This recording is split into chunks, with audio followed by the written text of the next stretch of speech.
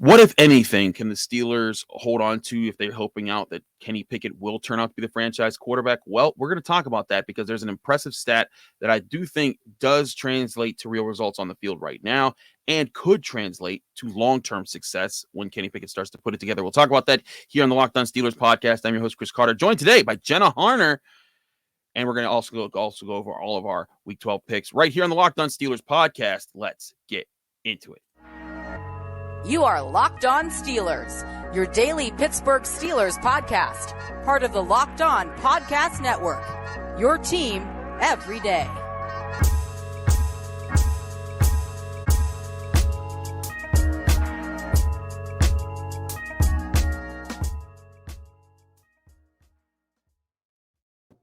Hello and welcome to the Locked On Steelers podcast. I'm your host, Chris Carter, your daily host of all things of the Pittsburgh Steelers. As always, you can find this show on Apple, Spotify, Google Podcasts, Odyssey, and YouTube. If you're watching this video on YouTube, hit the like button on the video if you enjoy. Hit that subscribe button on our YouTube channel to get all of our daily Monday through Friday episodes, as well as our bonus content. We thank you for making the Locked On Steelers podcast your first listen every day. Today's episode is brought to you by BetOnline. BetOnline has you all covered all season long with more props, odds, and lines than ever before. BetOnline, where the game starts. As I said before, we're joined by Jenna Harner of Channel 11. She's back on the show. Jenna, how you doing? Chris, happy Thanksgiving to everybody. Just have to say, Thanksgiving, honestly, to me, is a top two holiday, three, top two. I'm right there with you. It's up there. A holiday centered around food and football. What more? And family. And of course, in family, we get really used to in this industry working on Thanksgiving, but a family, of course. So, yeah, what could be better? Absolutely. It was I had a good Thanksgiving, but we're here on Friday and we're talking about Kenny Pickett for a little bit here because, and I've briefly mentioned this before, but it was tough to talk about this to an extent because it was a smaller sample size. But now that we've had Kenny Pickett play more than a couple games, we've gotten to see some things play out. He still has thrown 3 touchdowns and 8 interceptions on the season. He hasn't looked great, and he's had his ups and downs, but I think people can collectively say that the last game that was the most composed we've seen him against the Bengals. The Steelers offense put up 30 points. But one thing that I think showed in this game was how the Bengals approached him. They thought in the first half that they could blitz him more. And in doing that, they sent the blitz, and that led to some success in the first half because Kenny Pickett started to see, oh, wait a second, I can attack in this game. And we saw him be able to respond to what they did. And in the game, when he was blitzed 9 times, according to Pro Football Focus, completed 8 of those passes for 114 yards and a touchdown pass. He was extremely efficient, but that's not just in that game. It's been all season so far. Kenny Pickett has been officially blitzed according to Pro Football Focus, by opposing teams 57 times. When he's been blitzed, he's gotten off 49 passes. He's completed 38 of those passes for 362 passing yards, 3 touchdowns, no interceptions. He's also had 2 scrambles, and through this he's gotten 23 first downs. His passer rating is 117.9. Now the crazy thing about that, Jenna, that might just seem like a number to people, but if you look at Pro Football Focus's charting of all NFL quarterbacks this year, how they've done when they've been blitzed, that's 4th best in the NFL right now. It's only behind Patrick Mahomes, Andy Dalton, Bailey Zappi, but it's better than Josh Allen, better than Joe Burrow, better than Tua Tagovailoa. He's been able to make plays in there. And to me, I think that's a very good sign. When you see that, what does that dictate to you about what Kenny Pickett has been able to do so far? Well, I think it just forces him to make a quick decision and not have to kind of think about anything, which is, almost what you want to see out of a rookie quarterback, because you want to see what their instincts are, right? There is going to be a steep learning curve. There's no doubt about that. Everybody knows coming from the college game, whether you're playing in the ACC, the SEC, the Pac-12, even a non-Power 5 conference to the NFL, there is that jump. But to see Kenny Pickett be able to not only understand that he's getting blitzed, but then have to make that quick decision where, I have to get the ball out to Pat Freiermuth, George Pickens, Deontay Johnson, kick it out to Najee, one of those circumstances. you're seeing him make those quick decisions. And that is one of those things I feel like almost, I know that we're seeing videos kind of go viral in terms of breaking down Kenny Pickett's game, but he has to just make that quick decision. He can't sit and think and wonder and look and, go through his first read, his second read. He just has to be like, all right, this is happening. He's identifying what's going on and he's getting rid of the ball quickly. And I think that is something that he can build on and that the Steelers offense as a whole can build on, because as a rookie, of course, you're learning the playbook and you're learning how to read defenses. And we've seen some of the defenses that he has faced over the last couple of weeks give him trouble. But you see especially the last 2 weeks, I feel like we've seen this offense take a little more of a step. And in the locker room earlier this week on Wednesday, I asked Kenny Pickett, of course you want to grow every single game you guys are playing, but I feel like this offense's growth has been noticeable the last 2 weeks. Do you feel the same? And he said, yeah, we are taking steps. We're doing a lot of good things. And we're, obviously we need to continue to do more of those. And at the end of the day, results are what we care about. But there are things that they can build on. And I think this is kind of a big factor of that, where if Kenny can stay as composed as he's been and build that level of consistency as well, then I think there's a lot of progress moving forward here. And there's a lot that he can look to build on so that he can read these defenses better and he can be able to, not go 3 and out back to back drives like we saw in that second half against the Bengals. Right. I agree with that assessment. And when I look at that too, like you said, it forces him to make a decision and he's making good ones. He's trusting his pre-snap reads. He's trusting what he's studied and what he's done. And he's been successful so far. Again, 3 touchdowns, no interceptions on those plays. And to me, it could just be a simpling down to it just limits his options and he doesn't have to think things through, because again, the NFL is a fast game. Your passing window can literally be less than 2 seconds sometimes, and you have to make the on-time throw into the right spot, the right place, and also have other things go right for you. And to me, that's a good sign though, because like you said, if that's what he's able to do now as a rookie, that's a sign that when he gets more things under his belt, when he starts to understand more things and he starts to get his feet together. And this is what I always talked about, what he did at Pitt. He wasn't great when he first got to Pitt, but over the years he developed, got better. And the more that he understood, the more plays he was able to make and the more ways he could be a leader. That's where Kenny Pickett, I think that's what Mike Tomlin saw in him. That's what Kevin Colbert saw in him. And I think that's why the Steelers said, hey, we want to make this guy the franchise guy, or we want to make this guy our first round draft pick. And I think that's what, if again, this is just a sign. It could go a lot of different directions. It could end up not working, but I do think it's a very positive sign that he's had those moments. And you saw in this first half. Now, does it stink that when people back off of him, he has 0 touchdowns and 8 interceptions? Absolutely. You want that to be better. His passer rating drops down to 59.8 when he's not blitzed right now. But I think it goes more to what you're saying. He's having to think more, think longer, and have to kind of hold the ball a little bit. But it might just be as much as a sort of an adrenaline rush to say, hey, I got to get rid of the ball. I got to get this out, and I got to take this chance. And when he's taking those chances so far, he's been successful when people have come at him. I just think that's a good thing to have in your young quarterback right now who's trying to figure the entire game out. Absolutely. And I mean, by no means am I comparing what Kenny Pickett does to what I do or what you do or anything like that, but just like thinking about in your own job or in your own field, when you're forced to make quick decisions. I know for me, when I'm doing live reports and, I'm getting out of the locker room, running out to the field to do a post-game show, and my producer is in my ear, producer Dean, how are you, Dean? Saying, hey, we're coming to you in 10 seconds. We need you to talk about the struggles with the run game today and what the guys in the locker room were saying. And for me, I feel like that's sometimes when I do my best work, because I'm not thinking about what I have to say. I'm not sitting there like rehearsing it over my head over and over. Hey, how am I going to lead into this? I just have to go. I just have to speak. I just have to do my job and do what I'm supposed to do. And I think that we're seeing that in Kenny Pickett. I think he's just, like we've been saying, he doesn't have the time to be like, okay, is this the best option? Is this the best option? And I'm not in his mind during a game. I don't know what he's thinking, but he recognizes the blitz and he says, I have to get rid of the ball. I have to make a good play. I have to make a smart play. And we're seeing that a lot. We are, and I think that that's a good sign for him. I want to keep talking about this for just a little bit longer here on the Locked On Steelers podcast. It's the Friday edition. We'll be back with that, and of course, we will have our picks later in the show. We'll talk about that in just a minute. But first, we got to talk to you guys about our great sponsors over on at Prize Picks. Prize Picks, of course, is daily fantasy made easy. Why play all the crazy daily fantasy games where you're up against thousands of people and you have to hit the lottery picks just to win some money?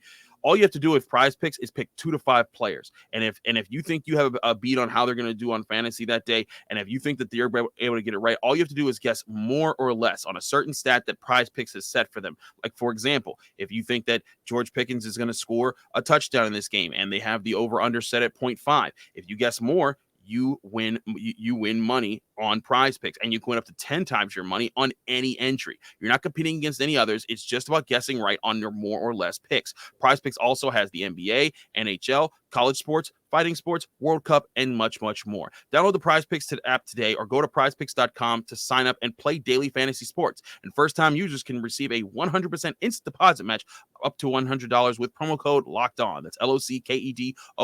Promo code Locked On prizepicks.com or the Prize Picks app when you go to play your daily fantasy sports.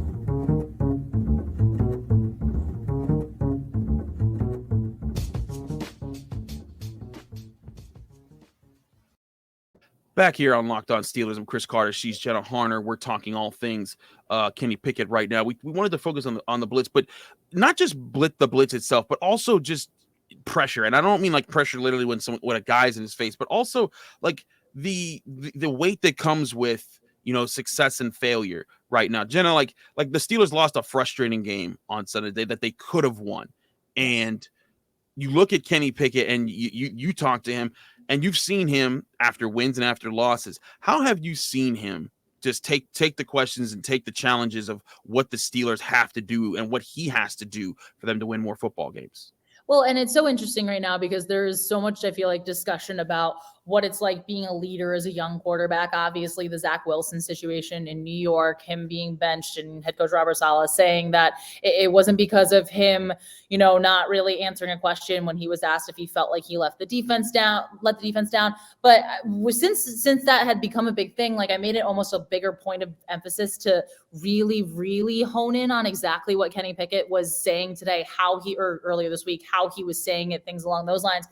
You see the leadership in him. And I think we can go all the way back. I know you and I talked about this to after the loss against the Eagles, where he kind of called on his guys a little bit and says, we need to study more. We need to study this playbook more, calling his guys out a little bit, but then reeling it back and saying, that starts with me. And I think you're seeing signs of a good leader. And it's something Mike Tomlin talks about. It's something the players in the locker room we talk with, the offense, all these guys, even some guys older than Kenny, talking about the type of leader that he is. And I think you're seeing that too, because he is, at least in my experience with him, he's very even keel. He, you see the excitement, the elation when they win, and it's understandable, especially for a young guy who's stringing together for his first, however many wins in the NFL. But you don't see him get too high. And then vice versa, when they lose, you see the anger, you see the frustration. But then when they come back to work later in the week, and when we talk with Kenny Pickett, usually on Wednesdays during the week, he's back to, just even keel. Hey, we have a job to do. We have things to work on. Here's what I need to do. And you're a part of the Pittsburgh media contingent.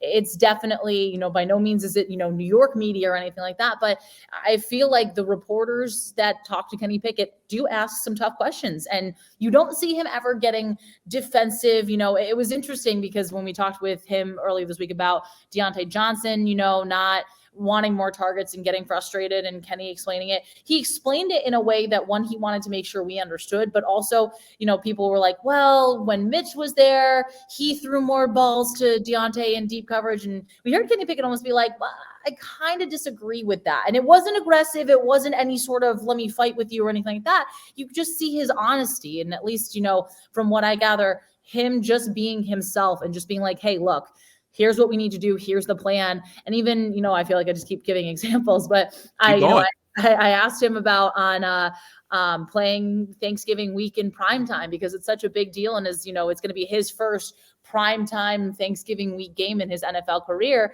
And it was so funny because he's like, yeah, in college, you're kind of, you you get used to, playing around Thanksgiving, things along those lines, not spending time with your family as much, but it's going to be really special. And you talked about that for a little bit. And then he went right back to, he's like, but we have a really tough task at hand, and it's the Colts, and their defense is really good. Their front presents a lot. We really are going to have to do a lot of work. And that to me kind of summed up exactly who Kenny Pickett is. I think it does. It's who he was at Pitt.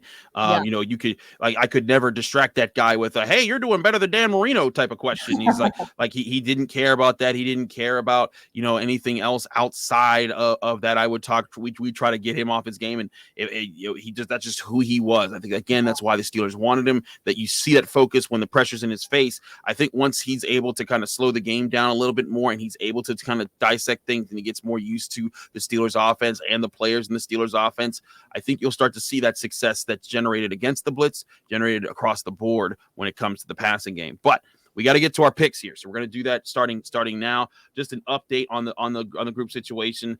Jenna still has a lead on me. It's only 2 games. Chris, you want to know something interesting here? Stop. So when I went to go look and see the rankings and how I did last week, how we fared, because I know we had some differences.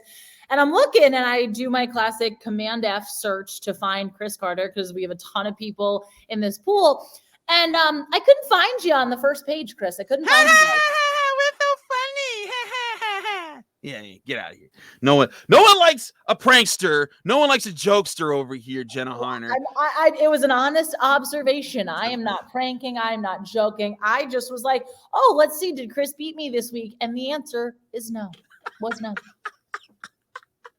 What have I? You know what? You're not welcome on the show. Get out of here. We don't want you. See everybody. Have a happy Thanksgiving. I'll see myself out. We are off the rails today. I hate you. I hate you. Yeah, I hate everything about you. All right, it's fine. She has 96 wins. I have 94. I'm gonna catch her. It's fine. But Jenna's currently, you stand at 26. I stand at 36. But we have a lot of people at the top of the list. We have Gridiron Men, Double Yoy, and Emily, all with 101 correct picks right now. And they're all tied for second, but still in first place. Yap and Yinzer with 104 correct picks right now. Yap and Yinzer's been holding on to first place. Let's see if anyone can catch up. We're going to skip, of course, all the Thursday games, just for the sake of them. But let's get to the Sunday games right here, because there's 3 Thursday games: Bills, Lions, Giants, Cowboys, Patriots, Vikings. But Sunday, we start with a game that not too many people, I think, are going to care too much about. It's Broncos at Panthers. Broncos 3-7, Panthers 3-8. I'm going with the Broncos simply because their defense exists, and I don't know what the heck's going on with the Panthers. That is a great decision, because that's what I did too. Sam Darnold coming back. Okay, that's great for Carolina. Maybe they'll see some sort of spark, but I don't know. This team has not done a lot this season. They haven't been making a lot of noise. When you look at Denver, they have a solid defense that at least can make plays. And again, I'm not saying that Carolina can't. I just look at defenses in this one. I'm going with the Broncos too, even though I would not expect a lot of points to be scored here. Buccaneers are 5-5, visiting the 3-7 Browns. The Browns have been through it lately. They almost had the Bills, but it didn't work out in their favor. But this is a hot team coming into a cold city. But I'm still going with the Buccaneers. I think that they've been doing enough this year on both sides of the ball. The Browns, I think that they just need Deshaun Watson to get back, and apparently he will be back in a couple of weeks. Are the Bucs coming off a bye? I think they are. Yeah, so that's the answer for me right there. The Browns just are kind of in disarray. I feel like it's kind of been that way, and they've shown signs of life. I did like some of the things they did against the Bills, but at the end of the day, when you can't use your best guy against an area that plagues the Bills defense in the run game, yeah, you got to figure things out. I'm going with the Bucs. 7-3 Ravens at 3-7 Jaguars. I don't really explain this. The Ravens are just a better team. They're going to win that game on the road. Yeah, 100%. It's going to be kind of great for them too, going to a little bit of a warm weather place, it being a little colder outside. I think this just works really well in their favor. But I do think Jacksonville puts up a fight. Absolutely. I think that would be interesting to see Trevor Lawrence and see what they do there, especially because they're also coming off a bye. So that could be interesting, and they're at home. The 1-8-1 Texans at the 7-3 Dolphins. I think this is a game where if you have fantasy players playing on the Dolphins side, you're going to be very happy because they're going to win by a lot. Yeah, this is one of those feels like it should be a key pick, which whenever that happens, I feel like something crazy happens. But the Dolphins coming off a bye, they seem like they're in incredibly good spirits from all the reports I've been hearing out of their practices throughout the week here. I think this is a game where they just absolutely dominate. Tua Tagovailoa is going to have like 300, almost like 400 passing yards. Maybe he surpasses it. It's going to be a fun game. Absolutely. Bears at Jets. The Bears are 3-8. The Jets are 6-4. But of course, Zach Wilson is not playing. He's been officially benched for Mike White. But Jenna, to me, the Jets were never about Zach Wilson. They were about the defense. They were about being able to run the ball and finding big plays here and there. I think the Jets defense is enough to win this game, especially because Justin Fields has been hurt in his last game. I'm not so sure how he's going to come out in this next game. I'm giving the Jets the win at home. I go back and forth with this one. This is really tough for me because, yes, the Jets defense is great, but also I feel like you do need a little bit of a spark on offense. I think if Justin Fields was healthy in this game, that would be it for me. Same. I would say 100% the Bears, but with just some questions about him, because I know it was like a separated shoulder, I saw a report earlier this week, which is just tough. With questions about him, knowing he's limited at least up to this point when we're recording this, I'm going with the Jets, but I don't feel great about it. I hear you on that. We're going to be back with the rest of our picks in just a minute here on the Locked On Steelers podcast, so don't go anywhere. But first, we got to talk to you guys about Simply Safe. Here's a sports analogy for you. When it comes to burglars, your home is like the end zone, and you need the absolute strongest defense you can muster to defend that goal line. This is why everyone should use and trust Simply Safe Home Security. At Simply Safe, your safety is the only thing that matters. It's cutting-edge technology powered by 24/7 professional monitoring agents who always have your back. So you always know that your home is safe. What I can tell you is that Simply Safe's staff is always there to help you. They're attentive. They pay attention to what you're asking, and they do everything they can to help you find what you're looking for and to figure out whatever situation you're in. I really love how Simply Safe's phone app also makes Simply Safe so easy to use. It keeps you up to date with the safety of your home at all times and makes it easy to get the answers when you have questions thanks to their app and their support team. With 24/7 professional monitoring agents, Simply Safe agents will call you the moment a threat is detected and dispatch police or first responders in an emergency, even if you're not home or can't be reached. Simply Safe blankets your home in protection with advanced sensors for every room, window, and door. HD security cameras for inside and outside your home. You can customize your perfect system for your home in just a few minutes at simplysafe.com/lockedonnfl and save 20% on your Simply Safe security system when you sign up for an interactive monitoring plan and get your first month for free. Visit simplysafe.com/lockedonnfl to learn more, because there's no safe like Simply Safe.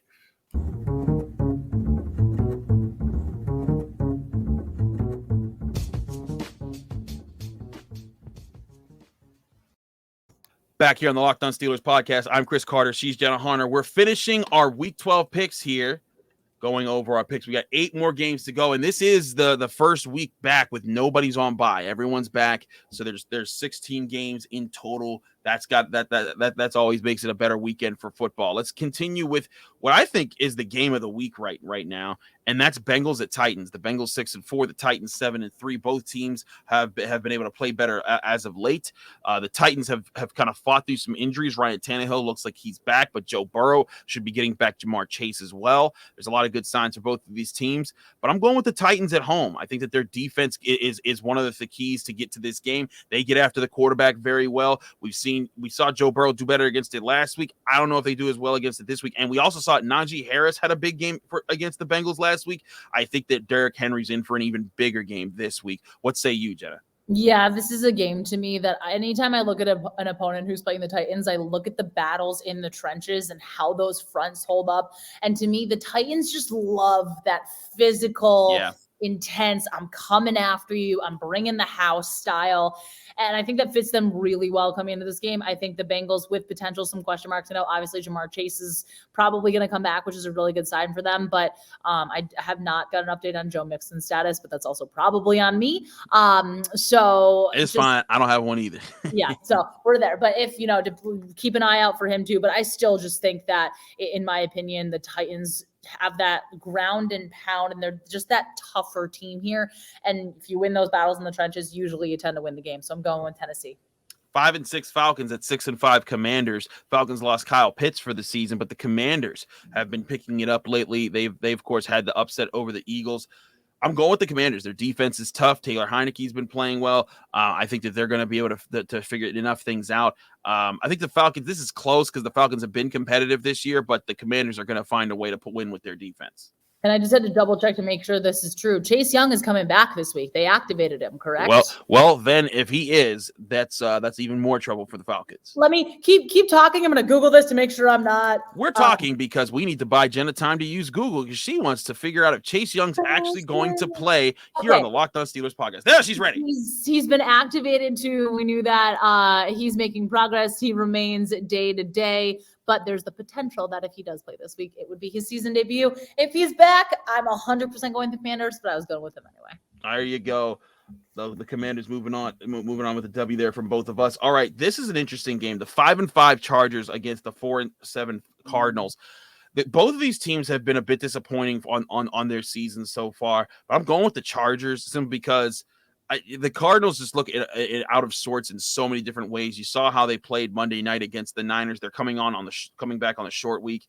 I think the Chargers aren't that good of a team, but I also think that they're going to do enough to win this game. And it seems like the directions these two teams are going in, the Chargers, while yes, they lost to the Chiefs, they still showed progress where it's like, hey, look, we have our offense back. We can throw the ball. Things were looking good. On the flip side, the Cardinals, what on earth happened defensively for them? And that is why I'm going with the Chargers in this one. I just think Justin Herbert having, who did he get back? One of his receivers. Mike Williams, Keenan Allen. Getting Keenan Allen back was huge for them. And I think that that's going to kind of continue. You know, it's not going to be a crazy day, especially if you have them in fantasy, but I just don't know what's happening with the Cardinals defense. I think the Chargers win this game. 3-7 Raiders at 6-4 Seahawks. Going with the Seahawks, but the Raiders had a win last week. I wouldn't be surprised if they start to ride a little bit, but I'm still going with the Seahawks. I think that they've found a way to win enough games this year that give me a little bit of confidence in them. Yeah, Seattle's just felt like the better team as of, just looking at these two teams on paper, looking at these matchups. And I'm still kind of up and down entirely with what the Raiders are doing. Again, I don't really know what's going on with them. It seems like you wanted a lot more out of them. Devontae Adams looked good last week. Can they continue that? I just think the Seattle team is just a lot better. I'm not saying Seattle team like I don't know their mascot, Seattle Seahawks. It's a day. The Seattle football team. The Seattle football team. I'm going Seattle here. I think could be the blowout of the day. It's Chiefs versus the Rams. 8-2 Chiefs host the 3-7 Rams, and Matt Stafford is out for the game. So I'm going with the Chiefs easily. Yeah, this is going to be one of those Chiefs games where Patrick Mahomes does insanely wild things. And we're like, look at that insane pass. And then in the second half, it's like, wait, he followed that up with that. It's going to be have fun, Kansas City. Have fun. Indeed. 6-4 Niners host the 4-7 Saints. The Niners ran the ball very well against the Cardinals. The Saints gave up a lot of rushing yards to the Steelers just a couple weeks ago. I think that's a similar formula that allows Jimmy Garoppolo and Christian McCaffrey to roll in this game. Yeah, I think so too. And it was funny. I was watching like a preview video to look at what people were saying about the Chargers and Cardinals game. And someone made a comment that was like, if you went to that Mexico City game knowing nothing about American football, you would have thought Jimmy Garoppolo is like the greatest quarterback that's ever played football. So, I don't think that. I think that the Niners just have themselves another really, really solid night. I'm with you on that. Sunday night football, 4-7 Packers at the 9-1 Eagles. The Eagles fell off a little bit there, but they've recovered. I think this is going to be an ugly one that does not favor Aaron Rodgers. Yeah, I yike. Just Philly might eat him alive by the end of this game. Last but not least, of course, are the Pittsburgh Steelers. They go on the road as 3-7 underdogs to visit the 4-6-1 Colts. The Colts, they've looked really bad at times. They've looked really good at times. They almost beat the Eagles last week after they pulled off the upset the week before. I'm very curious to see how the Colts look in this game, but I favor the Steelers. I think that when you look at the problems that they had against the Bengals, it came because Joe Burrow was able to buy time and make really good reads and use his athleticism to make some plays here and there and make some good throws down the field. I don't think Matt Ryan has that in him right now. I think that the Steelers pass rush gets after him. They make more plays of the ball. I also think the Steelers are a little bit more focused in this game because they respond well to these types of losses. And I see them getting a win, especially with TJ Watt back and healthy, and the offense getting going. But what say you, Jenna? Yeah, I'm going with the Steelers in this one too. It's kind of just tough because now that the Colts, obviously with Jeff Saturday taking over, we don't entirely know. I don't want to say who the team is because clearly they're running the ball. They're going back to Jonathan Taylor and things are working. But the Steelers have also not been disastrous, especially as of late when it comes to stopping the run. When we talked with guys in the locker room earlier this week, especially Levi Wallace on Wednesday, he was like, yeah, we know that they want to run the ball. We know that Jonathan Taylor wants to be the focal point of that offense, and we're going to do all we can to take that away. And they've shown that throughout the season. They have been able to take opposing running backs out of the game. Granted, it's been situational. Things have been different. A lot of the, however many games recently they've been trailing and have had to play catch up, things along those lines. I just think if we can see even 3+ quarters of what the offense did, as long as they just don't get into sequences like we saw last week where 3 and out, score a touchdown, 3 and out. If you can quell that, if you can limit that, this to me seems like a game the Steelers should really be able to win. I'm with you on the same page there. We still got a Monday episode that will preview this show, or preview this matchup a little bit more and give us some reaction to all the Sunday games. But there's our predictions. We'll give you a fuller, deeper insight on the Monday episode. Jen, are you going to Indianapolis? I will be in Indy. And fun fact for all the Pittsburghers who live in Pittsburgh, or at least get the Steelers on as their, local broadcast game. Heads up, this game Monday night is going to be on WPXI. Where is it behind me? Channel 11, right there. There it is. It's like I'm doing meteorology. Everything's backwards. So definitely tune in to Channel 11. I will be live there. We have a pregame show starting at 6 p.m. Got some really cool stories coming for you. So definitely tune in for that. But I will be in Indy. I'm very excited. I haven't been there in a couple of years. So it'll be a fun game. And hey, a late November game in a dome. What could be better? Exactly. Avoid that cold weather. Jenna, you have safe travels. We're glad we got you after Thanksgiving here on the Locked On Steelers podcast. Thanks again for joining the show. Everyone, check out this show and check out WPXI. But if you want to check out more of this show, go on Apple, Spotify, Google Podcasts, Odyssey, and especially YouTube. Like the video if you enjoyed it. Subscribe to this YouTube channel to get all of your daily Monday through Friday episodes. I'm sorry we did skip Thanksgiving because I needed a break. But we're back here Friday. We'll be back on Monday previewing this game in a deeper context and also seeing how the rest of the Sunday games played out. Thanks again, everybody. We hope you had a happy Thanksgiving. Be back on Monday after the weekend.